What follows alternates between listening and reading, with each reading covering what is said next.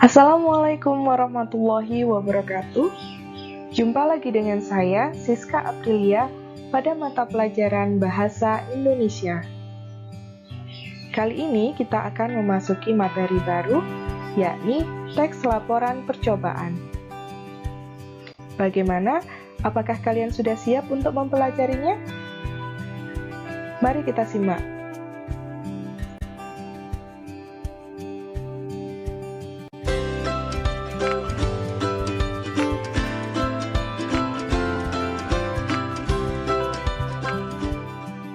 Sahabat Orbit, susu memiliki banyak fungsi dan manfaat loh. Susu biasanya diartikan sebagai cairan bergizi berwarna putih yang dihasilkan oleh kelenjar susu mamalia dan manusia. Tetapi kini ada pula produk susu kedelai yang banyak dikonsumsi untuk para penderita kolesterol. Wah, kontras sekali antara susu sapi dan susu kedelai. Yang satunya berasal dari hewan dan satunya lagi dari tumbuhan. Pada episode turbo kali ini, Orbit akan melakukan percobaan terhadap susu sapi dan susu kedelai. Percobaan yang bagaimana? Siapkan bahan-bahan yang diperlukan ya Sobat Orbit, yaitu susu sapi, susu kedelai, beberapa macam pewarna makanan, sabun pencuci piring,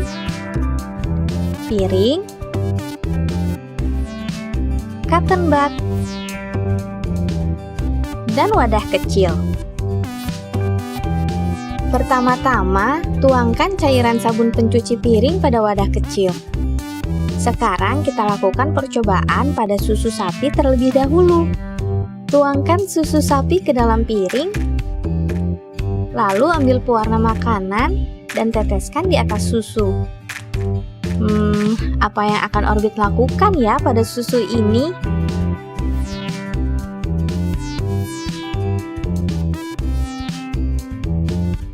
Ambil cotton bud, celupkan pada wadah sabun pencuci piring. Cotton bud ini nantinya akan Orbit tekan pada satu titik piring susu berpewarna loh. Apa yang terjadi ya? Lihat, susu bereaksi menjauh dari titik bersabun pencuci piring itu. Terlihat dari warna-warna yang melebar, lalu berputar. Bila dilakukan di titik lainnya, akan terjadi hal yang sama Sobat Orbit. Susu menjauh dari cairan sabun pencuci piring. Sebagian besar susu adalah air, namun juga mengandung vitamin, mineral, protein, dan sedikit lemak. Dan lemak serta protein adalah kandungan dalam susu yang sensitif terhadap perubahan dalam larutan sekitarnya. Ketika Orbit menambahkan sabun, senyawa yang ada pada sabun memecah protein dan lemak yang terkandung pada susu. Reaksi memecah protein dan lemak itu pun terlihat apabila susu telah diberi pewarna. Maka dari itu, susu berpewarna nampak menyorong keluar, membelok, memutar, membentuk gulungan, dan mengerut. Lalu, bagaimana bila hal tersebut dilakukan pada susu kedelai? Mari kita buktikan bersama-sama. Tuangkan susu kedelai ke dalam piring, kemudian teteskan pewarna makanan pada susu.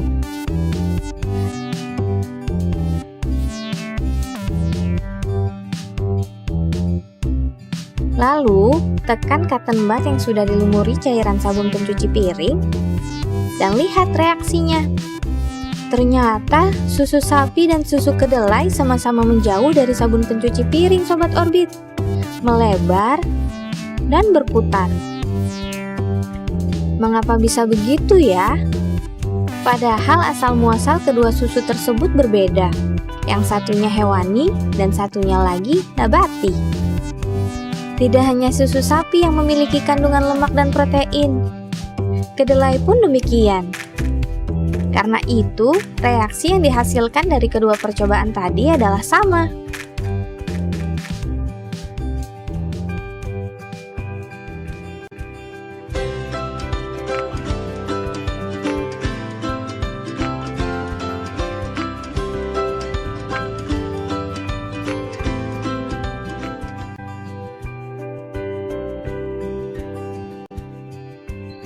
Nah, setelah menyimak video sebelumnya, tentu kalian sudah mengetahui bagaimana bentuk dari percobaan. Untuk itu, mari kita bahas lebih lanjut. Pada kali ini, ada 2 KD yang akan kita pelajari bersama-sama.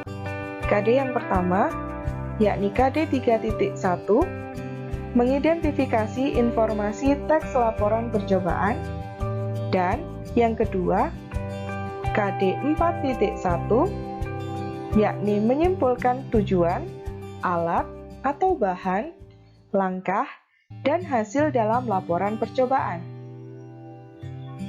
Kira-kira apa saja sih yang akan kita bahas? Ya, pada hari ini kita akan membahas 5 poin. Yang pertama, mengenai pengertian dari teks laporan percobaan. Yang kedua, tujuan dari teks laporan percobaan. Yang ketiga, ciri-ciri. Yang keempat, fungsi dari laporan percobaan.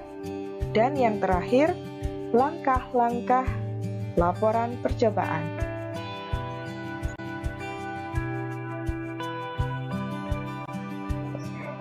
Poin pertama, yakni pengertian teks laporan percobaan. Pengertian teks laporan percobaan.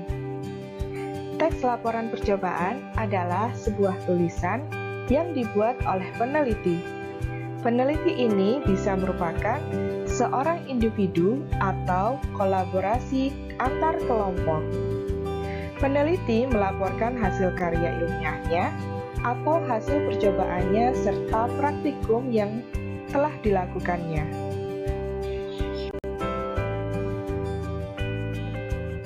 Poin kedua yaitu tujuan teks laporan percobaan.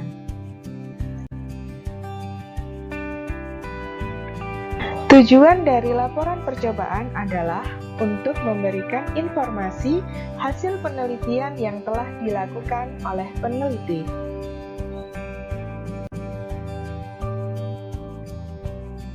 Poin ketiga yaitu ciri-ciri teks laporan percobaan. Ciri-ciri teks laporan percobaan. Yang pertama, fakta. Fakta yaitu sesuatu yang sudah pasti. Perhatikan 2 contoh berikut ini. Contoh yang pertama yaitu kadar vitamin C pada jambu biji kira-kira 206 mg. Nah, dari contoh pertama, apakah ini termasuk dalam contoh dari fakta sendiri? Tentu bukan ya, karena ada kata kira-kira yang menunjukkan adanya belum pasti. Sesuatu yang belum pasti, karena masih kira-kira. Nah, lalu bagaimana dengan contoh fakta yang benar? Contoh fakta yang benar adalah seperti ini. Kadar vitamin C pada jambu biji sebesar 206 mg. Nah, di sini sudah jelas ya, bahwa sudah pasti bahwa kadar vitamin C-nya adalah 206 mg. Yang kedua, lengkap, agar pembaca memahami dan mengetahui apapun hasil dari laporan karya ilmiah atau laporan percobaan dengan jelas. Yang ketiga, objektif, yaitu sesuai dengan keadaan yang sebenarnya. Yang keempat, informatif dan komunikatif. Yang kelima, menggunakan bahasa ilmiah.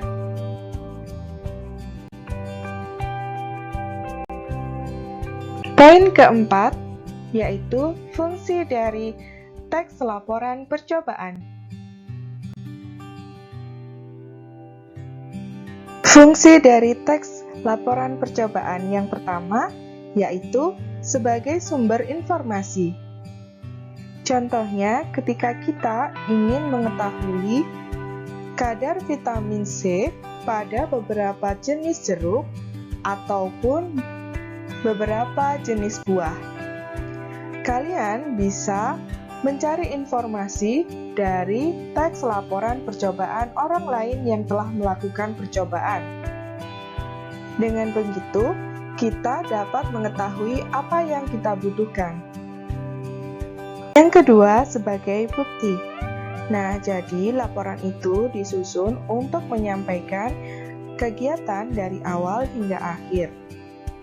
Dengan adanya penulisan laporan, maka hal ini membuktikan bahwa kita benar-benar melakukan atau membuktikan bahwa laporan ini telah dilakukan dengan baik, baik dengan tujuan untuk menguji maupun membuktikan.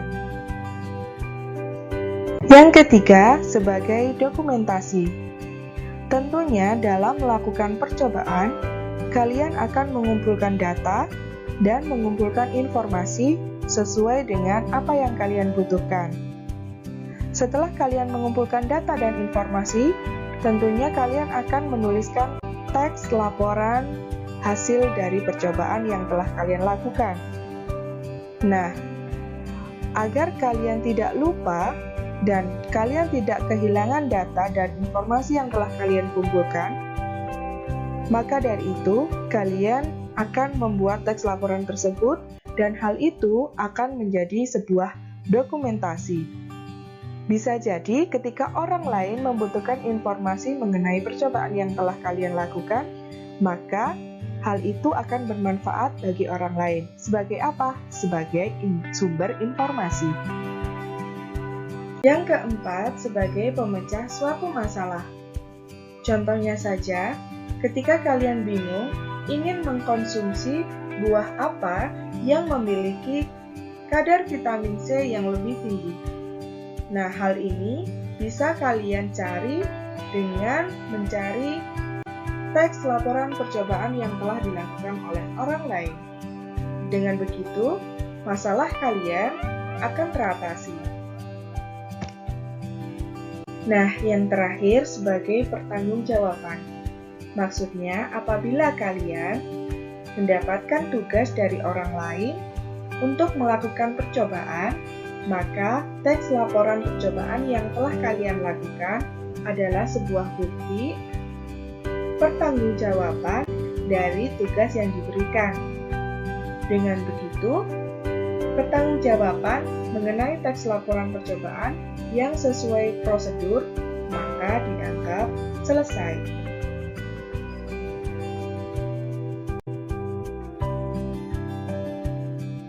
Poin kelima, yaitu langkah-langkah teks laporan percobaan.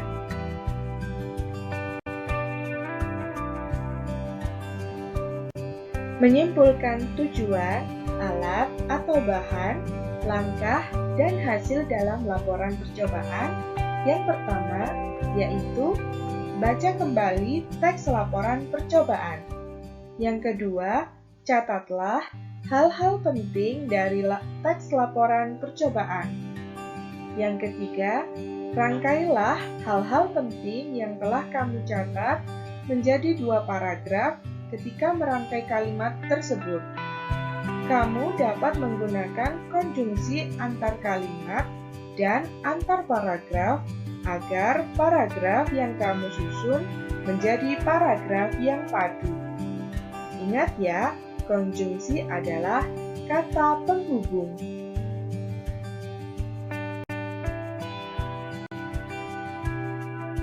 Wah, akhirnya selesai juga materi hari ini. Bagaimana? Saya harap kalian paham dengan materi yang disampaikan pada hari ini ya. Jangan lupa untuk tugas cek di dalam grup kelas masing-masing. Saya akhiri, wassalamualaikum warahmatullahi wabarakatuh.